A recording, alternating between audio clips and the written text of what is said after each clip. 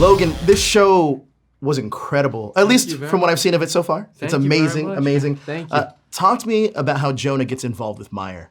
How Jonah gets involved with Meyer. So, you know, at the beginning of this series, my character Jonah Heidelbaum, he suffers a great tragedy. His grandmother is killed in front of him, and he's trying to find out why anybody would do this, who would do this.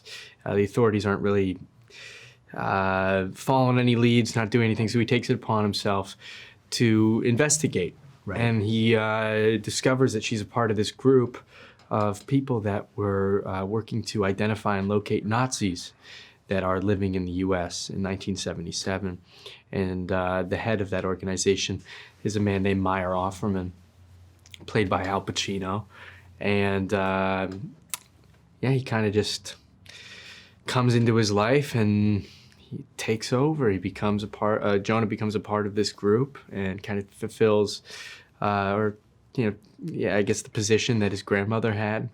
And he works to find these Nazis in the U.S. Now, Jonah's really our eyes into this world. Can you talk to me about how he kind of views the other hunters?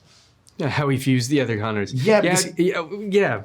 I mean, well, this story, I mean, Jonah is a huge comic book fan, and he works at a comic book shop. So the way that he kind of views the whole situation and the way that it's kind of imagined in the show is in a very like comic book-esque format.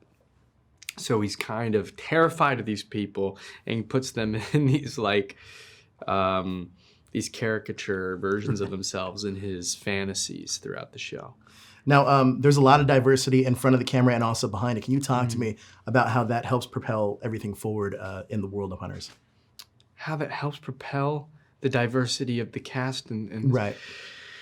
How it helps propel the world. I mean, you know, I don't even know how to answer this. I could say that it just feels right. It's right for the show. It's what the creative leads were looking to do, and it makes sense. It's all justified in the series. Now, this takes place in 1977, which was a giant pivotal time in the United States. Can you talk to me about why that's the perfect setting for a show like this?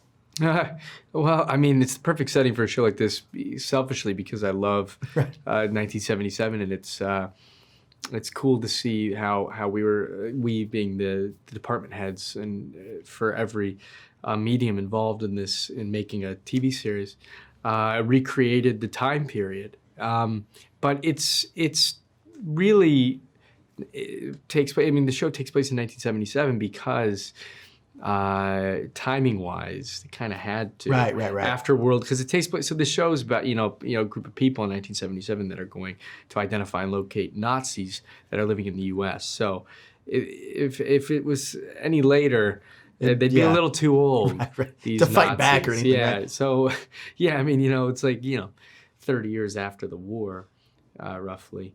So so it kind of needs to be in 1977, and it's about finding them in America and their new lives and their new identities and bringing them to justice. Does Jonah fully trust Meyer? Yes. Jonah does, yeah. What about the members of his team? Do they trust him? Yes. I think everyone's dedicated to Meyer and grateful for him in a way, grateful for what he's doing. And they're dedicated to finding these evil people.